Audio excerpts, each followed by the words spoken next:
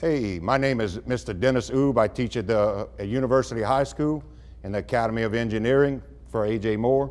And I teach Rocketry 1 and Rocketry 2 over here. And what we do every year is we give a set of objectives to our students, and they have to creatively do some problem solving to reach the objectives that we give them.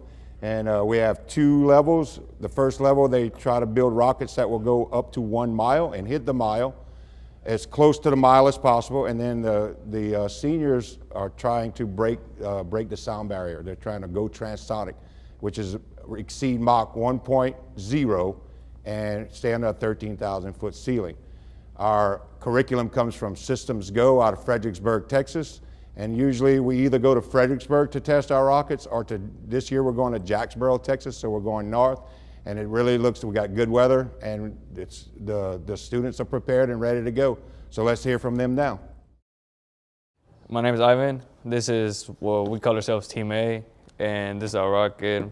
This is my partners, Andrew, D'Angelo, and Brian, and we also have another teammate that's not here, Reagan Thomas. Our rocket is a 3-inch body tube, and we use a L550 motor in it to make it so we can go faster and break the sound barrier.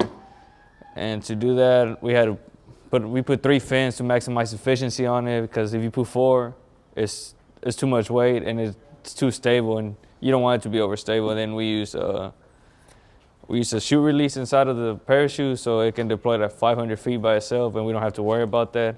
And it's called Systems Go, where a whole bunch of schools get together and they all go fly out their rockets. Some of them, well, there's basically 2 categories that are going. It's like ours are transonic, which the goal is to hopefully break the sound barrier while staying under 13,000 feet. Or you can also have another rocket like that, where the main objective is to reach a mile, get as close to it as a mile. You don't want to go over underneath, you want to go to exactly a mile. In order for you to know if you actually made a mile or not, we have this thing in here called an altimeter, which we put ourselves together. Let me get this out the way. And what it does is you turn it on, and while it's on, it reads all your stuff. It reads all your stuff. It reads how high you go, how fast you go, and you get all that information back once you get your rocket back. First, we built a rocket, and once we built it, we actually ran into some problems because it was too stable. And if you're too stable, they won't let you fly the rocket.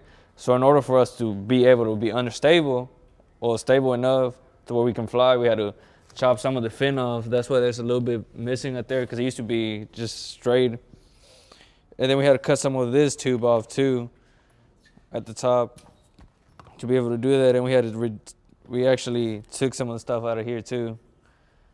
We actually haven't flown this rocket at all. We ran simulations on this program called RockSim, and once you get a RockSim, you get an accurate reading of what's going to happen. But it's just a computer simulation, so anything could go wrong or it could go right. And that's how we figured out that our rocket was too overstable, and it was going actually above 13,000 feet, so we had to do stuff to change it. But we're only going to fly this thing once, and hopefully it'll work out.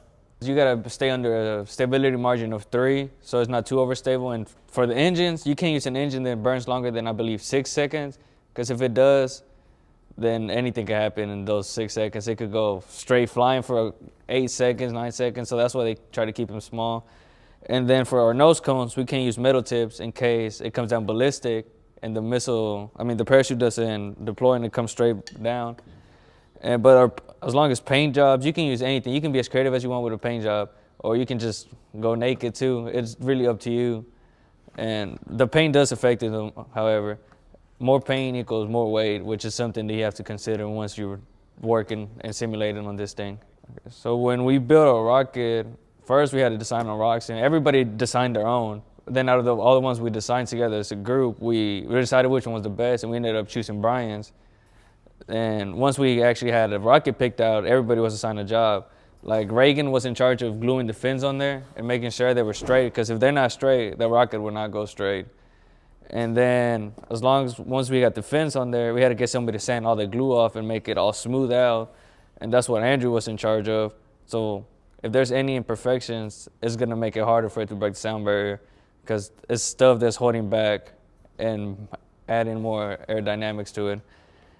And then for Electronics, that's what I was in charge of. I was in charge of making sure the altimeter worked and making sure everything inside the rocket would actually do what it was supposed to do. Then for the paint job, that's what D'Angelo was in charge of. And he was in charge of making the paint job look as nice as it can, coming up with an idea to begin with, which is the hard part, because there's millions of things you can do and you want to be unique. So that's the hardest part. And Brian was in charge of everybody. He was supposed to just look over all of us and make sure we were doing what we were supposed to do. University, well, we've been flying out there for a couple of years, but we really didn't ever break the sound barrier till last year when actually 2 teams broke the sound barrier at the same time. And they got a lot of recognition for that. And we've been just kind of building off of that, of how they built their rocket. That's how we get our ideas from. That's why ours is a 3-inch body tube, because last year they broke the sound barrier with a 3-inch body tube. And that's what we did. Soon we're going to go out to Dallas and fly out our rockets, and we're all going to be wearing our shirts. We're actually designed by Reagan, and we're going to have to go see if our rocket will fly out, and hopefully it'll be a repeat of next year, and we both be able to break the sound barrier again and keep this streak going. My name is Giovanni, this is Julian, and this is Pablo. And our rocket is a 4-inch diameter tube and a 3-inch motor tube. The rocket is not painted because in our rock sim simulation, we're very close to reaching Mach, but not quite there. And if we were to paint the rocket, it would add weight to it, and it would decrease the chances of breaking Mach. We all just go so we can fly our rockets and reach our goal to reach Mach. Well, Mr. Rube, he gave us tips on our rocket. He didn't help us all the way because it would be more challenging for us to do it on our own and learn by our mistakes. All in all, this class has been very great. I liked everything from designing the rocket in RockSim to actually building it. So you've heard from our students. They're all prepared and ready to go, but let's hear from a former student that went last year and had some pretty good success. This is Rolando.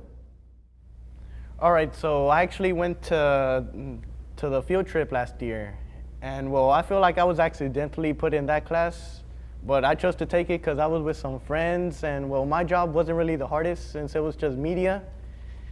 And well, like I had a really fun experience there since we actually broke the sound barrier after so long. So I really enjoyed this class. And now this year that I have Mr. Rube again, he's taught me a lot about rockets, and I can't wait to go on this field trip again and hopefully break the sound barrier one more time. So the kids in our classes have a lot of fun. We do a lot of creative problem solving. We're always looking for kids to come into the program.